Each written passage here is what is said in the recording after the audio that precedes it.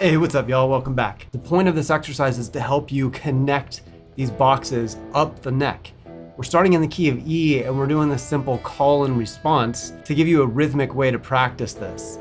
Now, a lot of what I'm teaching here is how we use our visualization to quickly be able to jump to these boxes. The idea is that we're gonna find the note E in different places and then understand what finger do we shoot to in order to get there. For example, looking at like box 3, you would shoot your index finger up to the note E here. And even if that's not the first note you play, you're still visually, that's where you're going, to that note. Same idea with the other boxes. Box 2, you're gonna visually be underneath the root. So you're gonna shoot up to the root with your third finger. And that works the same in box 5. Okay, gonna be underneath the root note here. So let's go through each of these box positions, and then I'll show you what to visually look out for. The other fun thing about this is it's a call and response, which I'm surprised to hear sometimes that people haven't heard of from their teachers. This is a really important part of blues, or really any style of playing. It's call and response. Sometimes you might call it question and answer, where you play a phrase like a riff, and then answer it with some kind of lower phrase, usually like a chord type phrase. So it often will alternate between single notes played high and then answering that with kind of lower phrases. We've all heard stuff like this, but that's what it's called, call and response or question and answer. It helps keep the music sounding conversational, like a language. Now, for some of you, just the call phrase will be fun. Just that phrase by itself.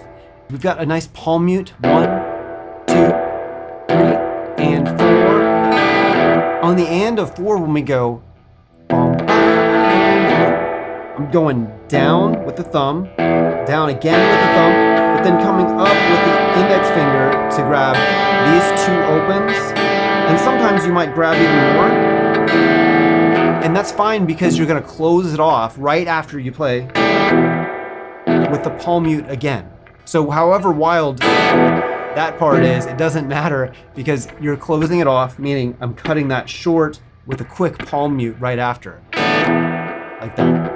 3 and 4 and 1, 2, 3 and 4 and 1, 2, 3 and 4 and 1, 2, 3. In almost all these phrases in the etude, I'm landing on the note E because that's the most obvious choice. Now, when you're writing your own phrases, they don't have to land on E, but it's a good way to start to train your ears and get used to the idea of, okay, we're landing on that's an E. And also, you can see in the etude, I'm playing that as a unison, meaning this E, 5th fret of the B string, and also the open E by itself.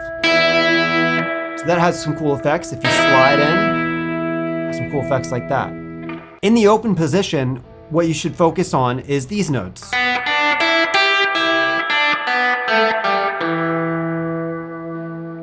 Okay, the phrase that we're playing here is this. So it just sounds like this. 1, 2, 3, and 4, and 1, 2, 3. Another thing that keep in mind right away is left hand technique. So what I'm attempting to do there is after you play that, and you're coming back to this, it's nice if you can have this note still ringing when you come back to the call phrase, right? So the way to do that is to make sure that you have clearance with this left hand. So if you look at that angle, my finger is up, out of the way. Otherwise, it'll be like this, right? If you just go straight to your E like this, then you're gonna mute that high E string, okay? So make sure you get some clearance on this part of your hand here. So that's box 1.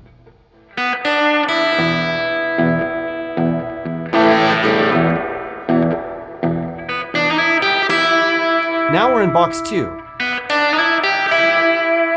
Box 2, what you need to think of is mainly these notes here. Okay, and associate that with E, in the key of E. That's box 2. Let's keep moving. Box 3 has this shape.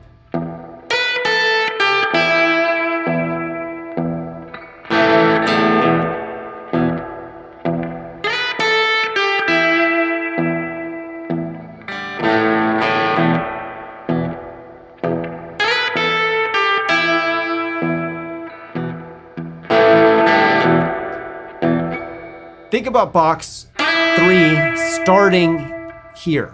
This is the root note.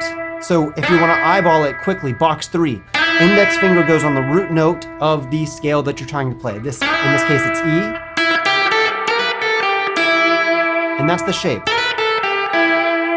So visually, you're looking, eyeball is going to look right there. Okay, now we're thinking box 3. And you might recognize this shape.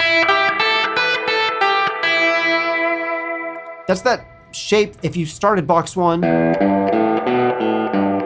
Notice it goes this open, 3rd fret, open, 2nd fret. That spacing is up 3 frets and then up 2 frets. Here, same idea. Up 3 frets over the next string, up 2 frets.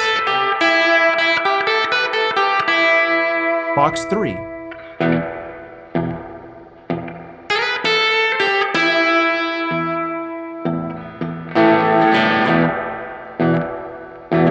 Let's move over to box 4. So box 4 is going to be in 7th position. That means hand's going to come up to 7th position.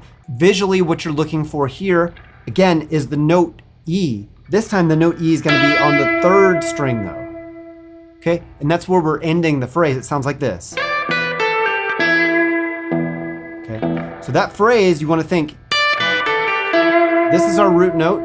This is our E chord in this position.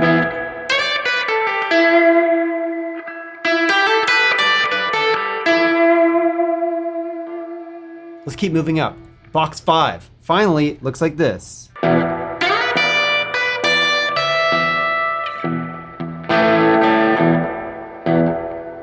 What you're gonna look at is eyeball the note E, this time with your 3rd finger.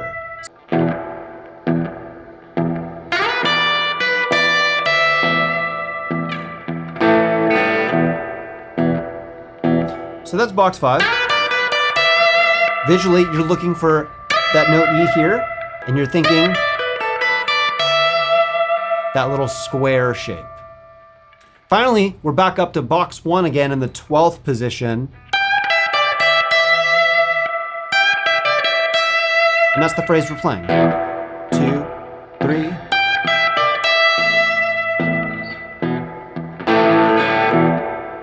At the end, after that, we're just playing a little descending.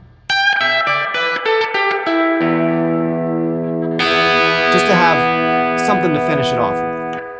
We're also getting the chance to work on our monotonic thumb. Now, if you struggle with monotonic thumb, you're still gonna get a lot of value from this exercise just by playing the call and response. So if you have to leave off this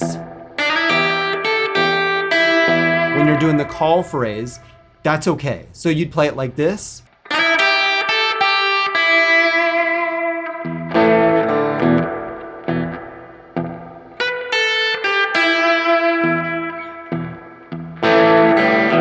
And then the most important thing though is to try to still keep it rhythmic.